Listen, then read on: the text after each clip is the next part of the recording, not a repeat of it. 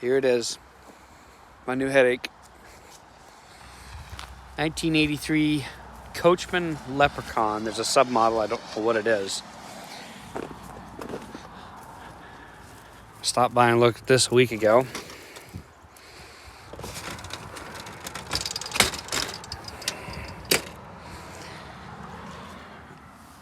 And since then have started to regret my decisions.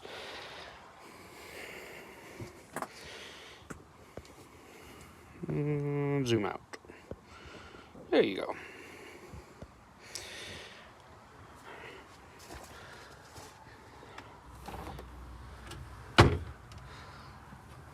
It needs a complete rebuild, a remodel.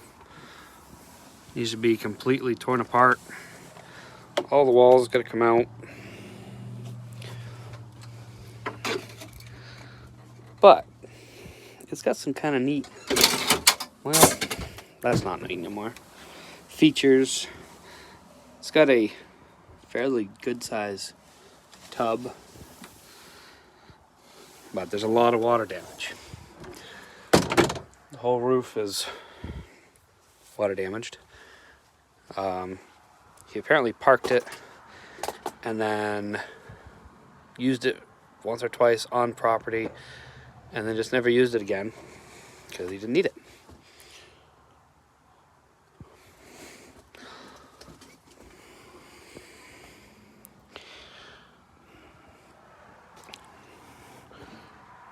Most likely the seats, couch, everything will be getting, reupholstered. But the first thing to do is to get it started, go through all that stuff, and get it home. Probably, I don't know, half an hour, 45 minutes from home. So, we're going to take a look and see what it's going to take to actually get it back on the road and get it home. Or if I have to trailer it. Kind of hope not. So I haven't looked at everything outside yet, but I got a tire here that's off the bead. I did bring an air compressor and some brake clean, so see if we can get that fixed up. I got to find the keys to the doors, or I have to rekey them all. I don't know if you can see that well in the camera.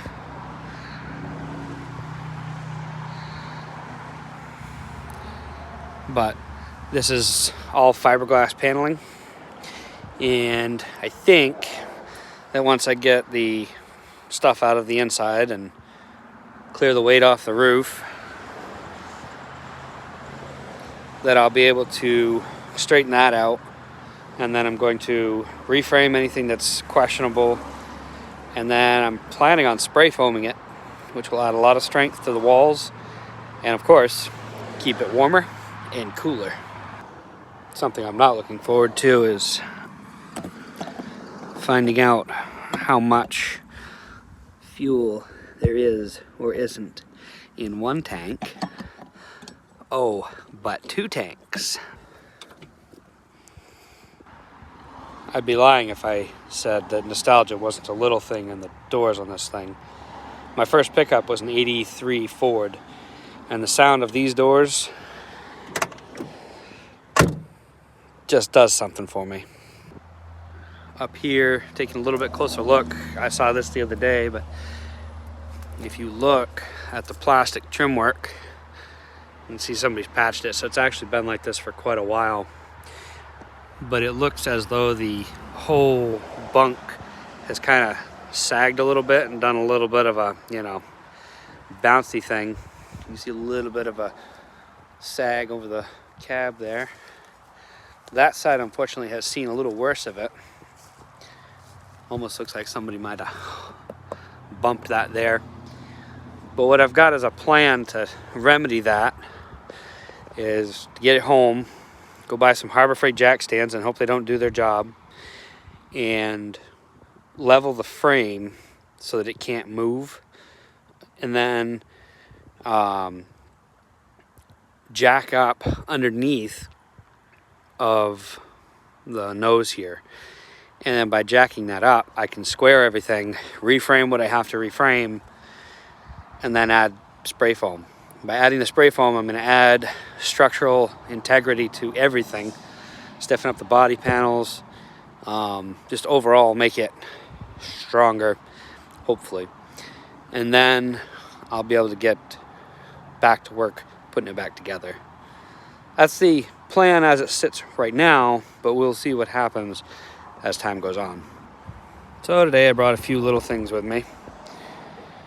Got a new battery for it. Got some oil because I didn't check it. My electrical box of goodies, an air compressor for the tires, and up to 14 gallons of gasoline. Boy, I'm hoping those aren't full. But if one of them is, got something in it and it's too far gone, I have 3 5-gallon buckets that are empty with lids with that tank's name on them. Of course, I haven't really figured out how I'm going to get it out, but I guess that's something I'll figure out later.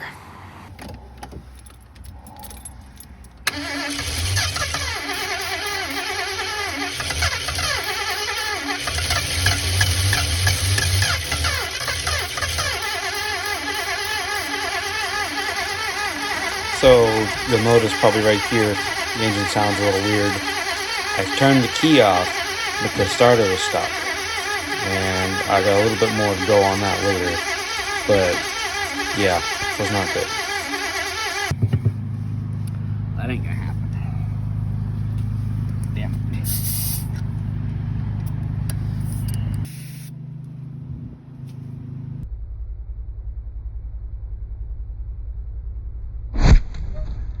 There you go.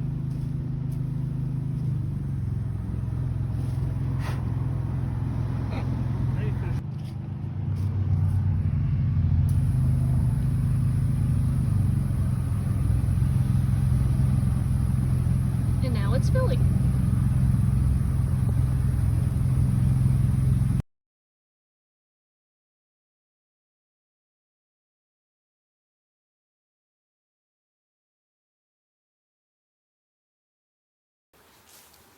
This little bad boy is stuck. It's still spinning, like under power when I juice the terminal, but it's stuck. And seeing that it says Motorcraft, and it looks as old as it does with that heat shield there just totally rotted away, I'm gonna say there's a good chance it's probably original. It didn't turn all that fast, and a brand new one's 75 bucks. It's money I didn't want to have to spend, but I guess I did buy a headache, so let it begin. So you remember when I said the starter was stuck? I went to Napa and I bought the new starter, and in the box there was a little note card that said you should or you must replace the starter solenoid as well. It's not mounted to the starter, it's on the firewall. Well, I said, I don't think I need to do that. It's fine. Little did I know, that was actually the problem with the starter.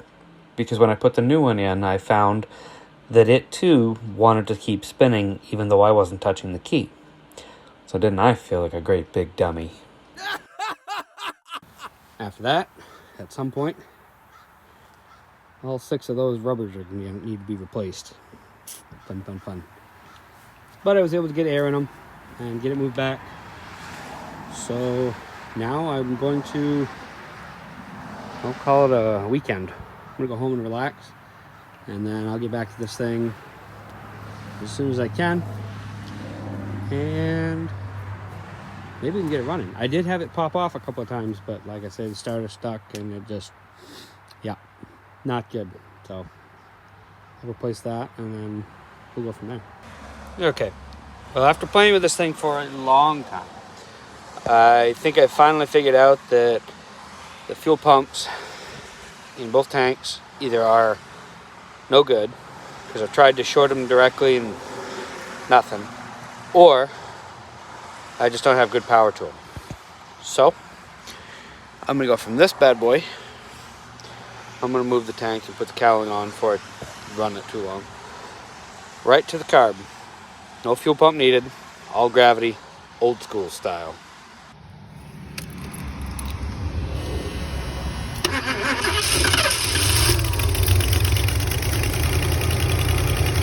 Like a dream. Like it ain't been sitting for 15 years. And the bowl ran out. Oh man. Just wait. We finally got ourselves a runner here. It's not smoke, it's just steam. It's wet out today. I mean, it's quiet over here. A little old gas in there. Bit of a rat's nest. Now, to see if it'll move itself. Alrighty, so another little update. It's almost a week later from the second time that I've been down here. Haven't been able to play with this thing a whole lot on any one given day because I just haven't. And then when I did, I ran out of ideas because I couldn't get it to start. More about that later. And once I did get it to start, it didn't want to move. And by that time, it was pretty late in the day, so I'm like, all right, I'll just go home, just try again. So, now with some transmission fluid and this handy-dandy little hose adapter thing that goes on the bottle, you turn the little knob here, it turns the flow on or off, because that dipstick filler tube is way back in there. So we'll fill this thing up and fire it back up and see if we can't get it to do anything. I really should have recorded that. So I haven't been here in a week. This thing hasn't run in probably at least 10 years, but I think it's closer to 16. Granted, it's on that tank, which is a mixture of high test and regular. But I turned the key on.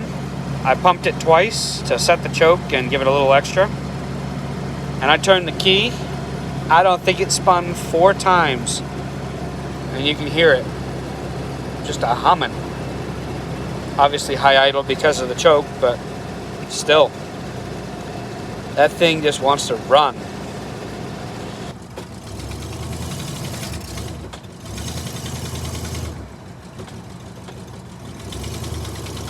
We're mobile. I don't know if the brakes work or if it just found a rut.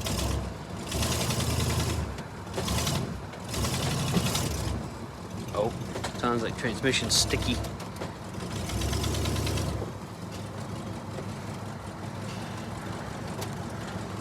Brakes are not all that great.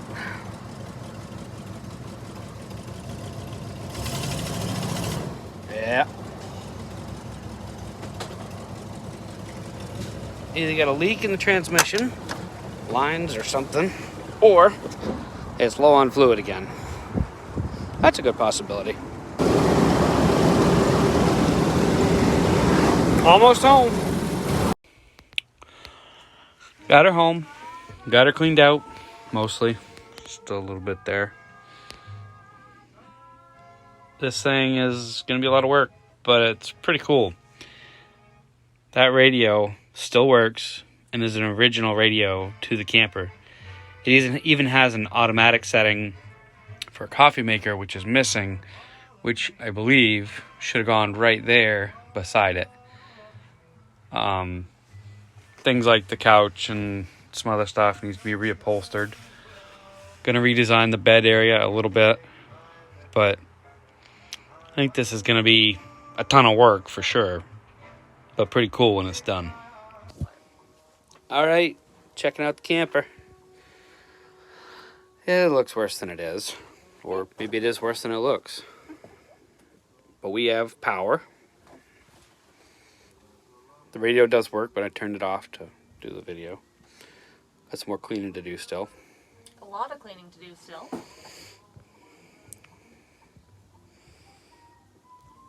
Other than needing some major repair, it is very complete, as in like from the factory. As far as campers go, it's got a full tub, shower.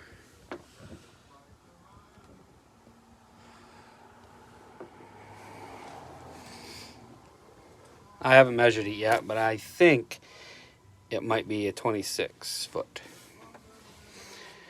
squishy seats, I might add.